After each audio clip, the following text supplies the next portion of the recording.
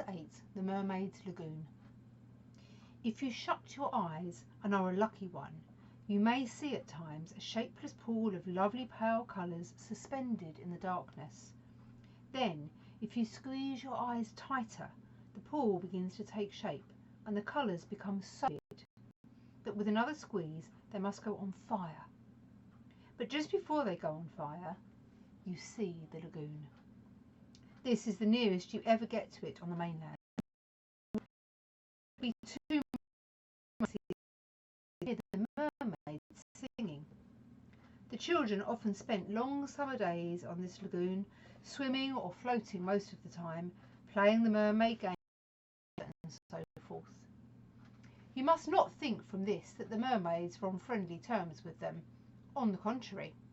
It was among Wendy's lasting regrets that all the time she was on the island she never had a civil word from one of them. When she stole softly to the edge of the lagoon, she might see them by the score, especially on the marooners, where they loved to bask, combing out their hair in a lazy way that quite irritated her. Or she might even swim, on tiptoe as it were, to within a yard of them. But then they saw her and dived, probably splashing her with their tails, not by accident, but intentionally. They treated all the boys in the same way, except of course Peter, who chatted with them on Marooners Rock by the hour and sat on their tails when they got cheeky. He gave Wendy one of their combs. The most haunting time at which to see the moon, when they utter strange wailing cries. But the lagoon is dangerous for mortals then, and until the evening of which we have now to tell, Wendy had never seen the lagoon by moonlight, less from fear, for of course Peter would have accompanied her, than because she had strict rules about everyone being in bed by 7.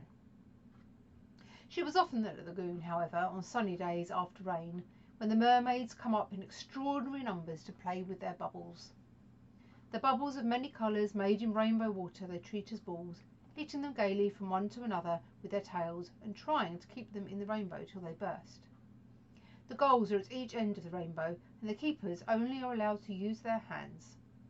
Sometimes hundreds of mermaids will be playing in the lagoon at a time, and it is quite a pretty sight. But the moment the children tried to join in, they had to play by themselves, for the mermaids immediately disappeared. Nevertheless, we have proof that they secretly watched the interlopers, and were not above taking an idea from them, for John introduced a new way of hitting the bubble, with the head instead of the hand, and the mermaid goalkeepers adopted it. This is the one mark that John has left on the Neverland. It must also have been rather pretty to see the children resting on a rock for half an hour after their midday meal. Wendy insisted on their doing this, and it had to be a real rest, even though the meal was make-believe. So they lay there in the sun, their bodies glistened in it, while she sat beside them and looked important. It was one such day, and they were all at Marooners Rock. The rock was not much larger than their great bed, but of course they all knew how not to take much room, and they were dozing, or at least lying with their eyes shut, and pinching occasionally when they thought Wendy was not looking. She was very busy stitching. While she stitched, a change came to the lagoon. Little shivers ran over it, and the sun went away, and shadows stole across the water, turning it cold. Wendy could no longer see the thread to her needle, and when they looked up, the lagoon had always hitherto been such a laughing place, it seemed formidable and unfriendly. It was not, she knew, that night had come, but something as dark as night had come. No, worse than that. It had not come, but it had sent that shiver through the sea to say that it was coming. What was it? There crowded upon her all the stories she had been told of Marooners Rock, so called because evil captains put sailors on it and left them there to drown. They drown when the tide rises, for then it is submerged. Of course, she should have roused the children at once, not merely because of the unknown that was stalking toward them, but because it was no longer good for them to sleep on a rock grown chilly. But she was a young mother, and she did not know this. She thought you simply must stick to your rule about half an hour after the midday meal. So though fear was upon her, and she longed to hear male voices, she would not waken them. Even when she heard the sound of muffled oars, though her heart was in her mouth, she did not waken them. She stood over them to let them have their sleep. Was it not brave of Wendy? It was well for those boys then that there was one among them who could sniff danger even in his sleep. Peter sprang, as wide awake as once a dog. With one warning cry he roused the others. He stood motionless, one hand to his ear. "Pirates!" he cried. The others came closer to him.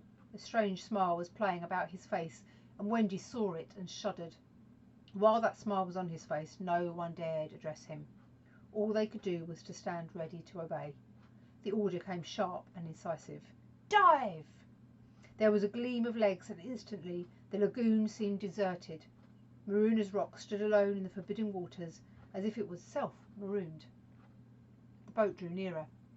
It was the pirate dinghy, with 3 figures in her, Smee and Starkey, and the third a captive, no other than Tiger Lily. Her hands and ankles were tied, and she knew this was to be her fate.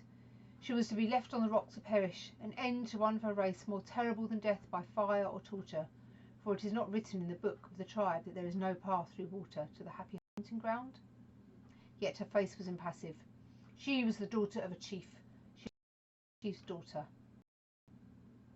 They had caught her boarding the pirate ship with a knife in her mouth.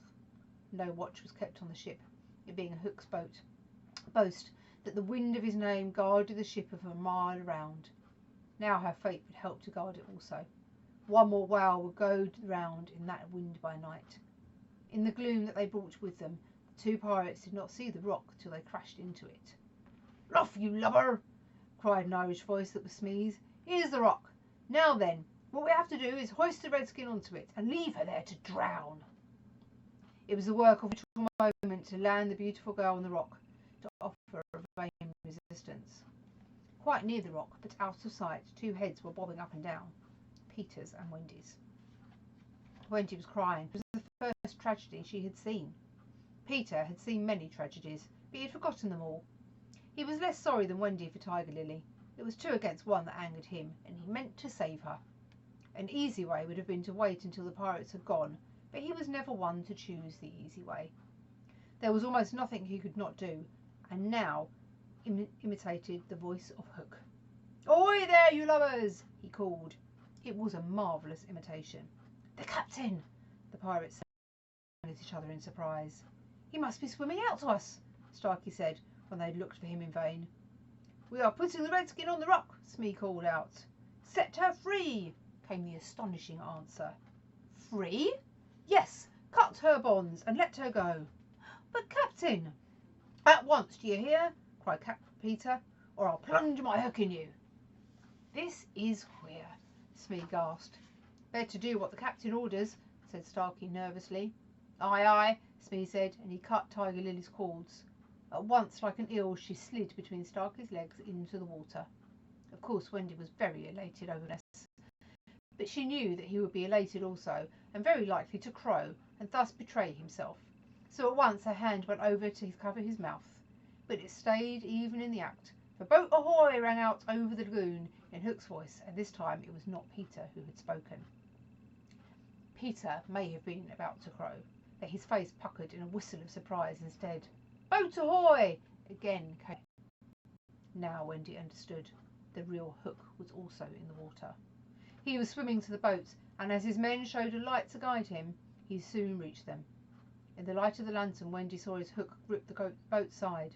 She saw his evil face as he rose, dripping from the water, and quaking.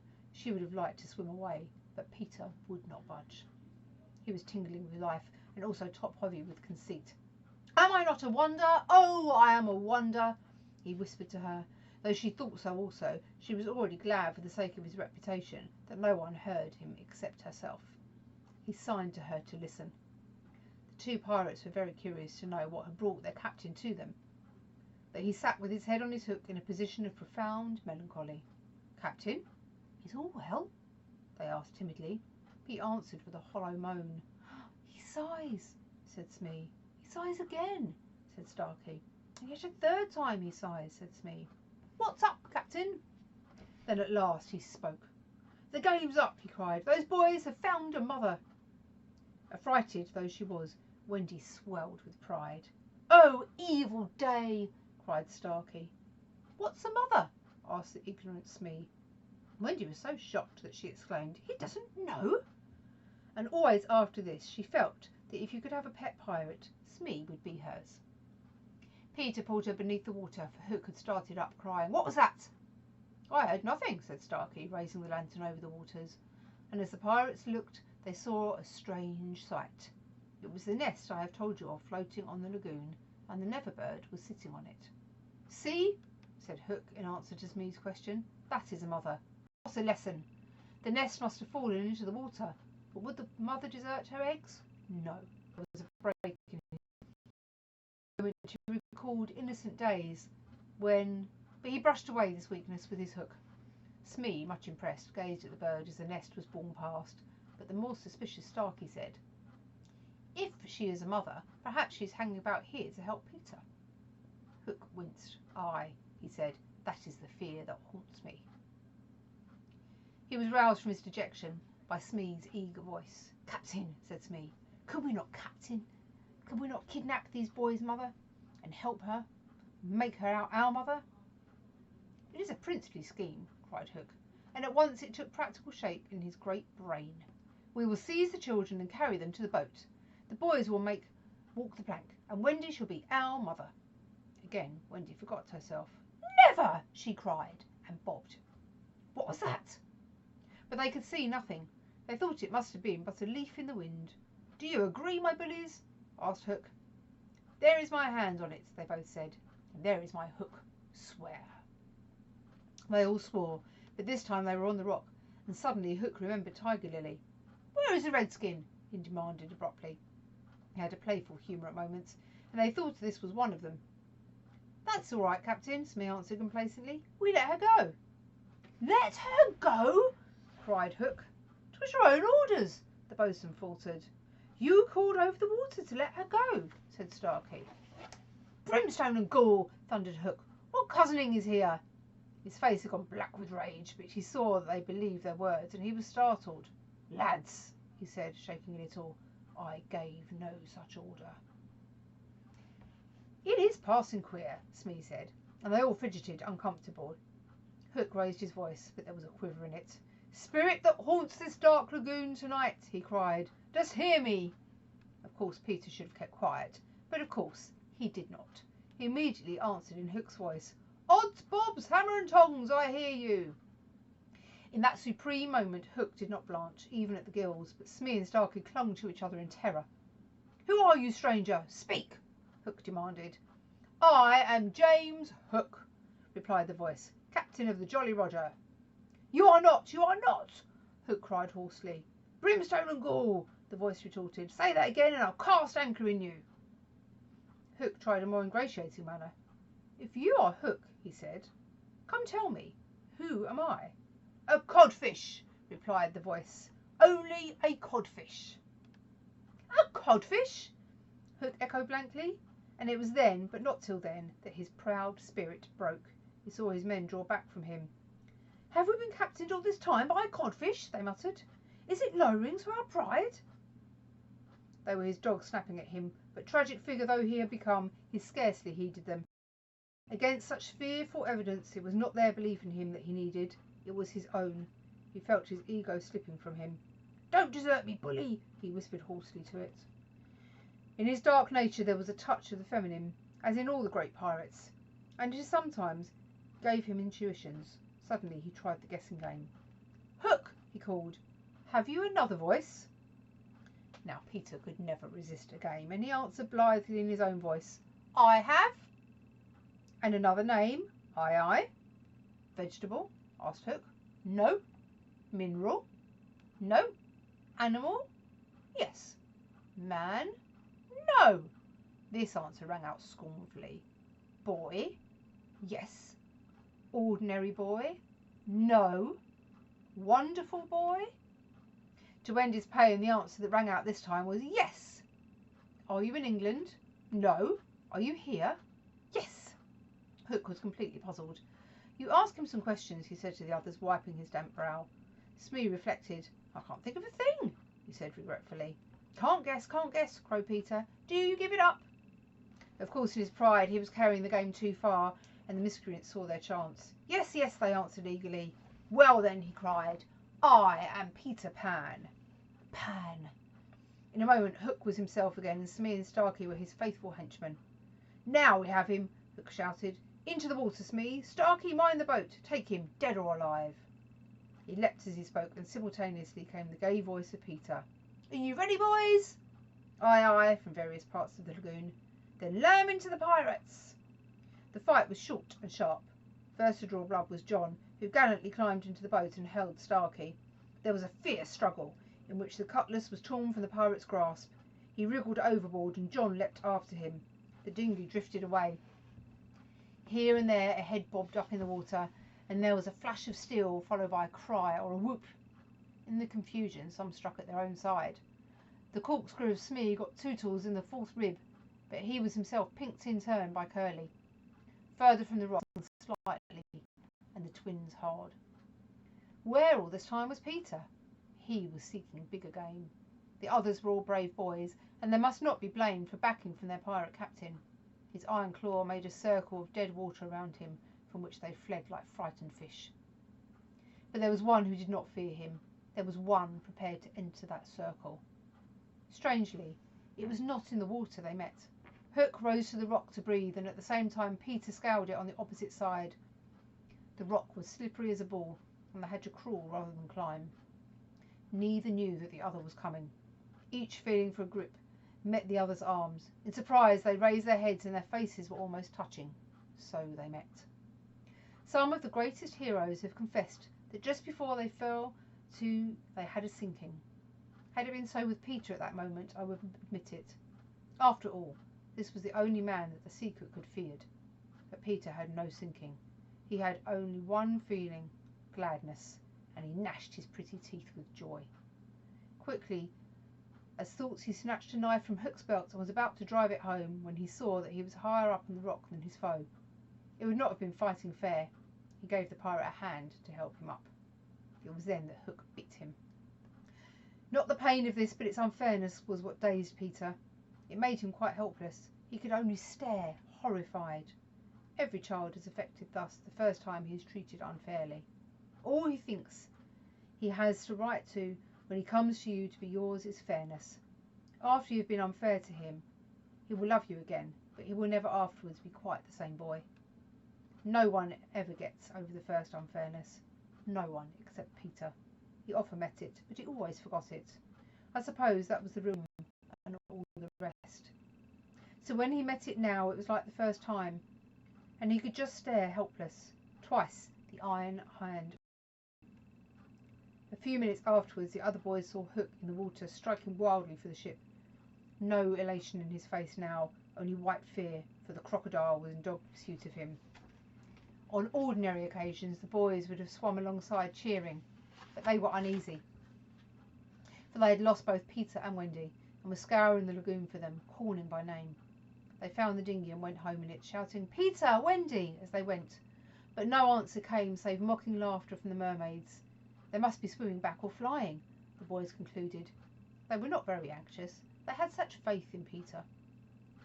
They chuckled boylike, because they would be late for bed, and it was all Mother Wendy's fault.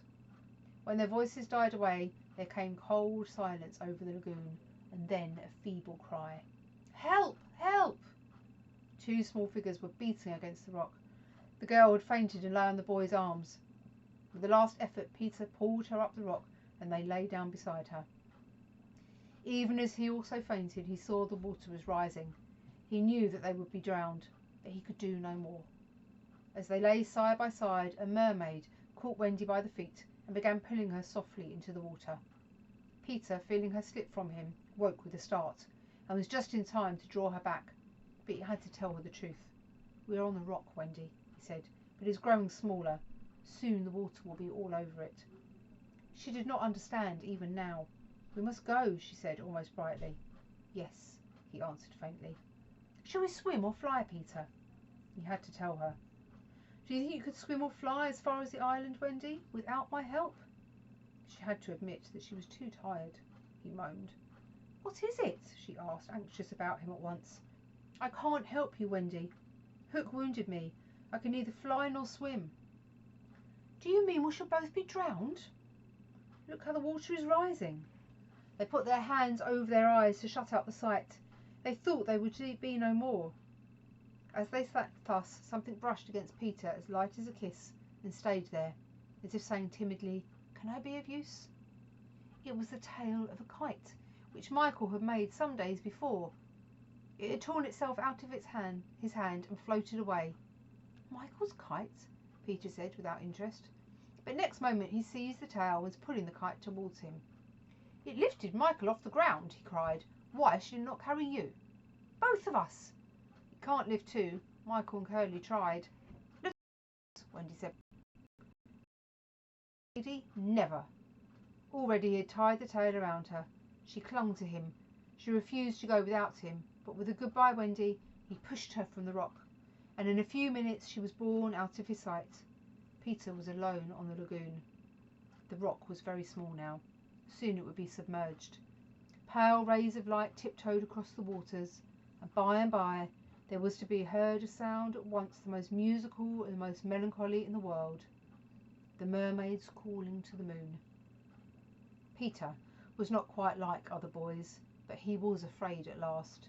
A tremor ran through him, like a shudder passing over the sea. But on the sea one shudder follows another till there are hundreds of them, and Peter felt just the one. Next moment he was standing on the rock again, with that smile on his face and a drum beating within him. It was saying, "To die will be an awfully big adventure."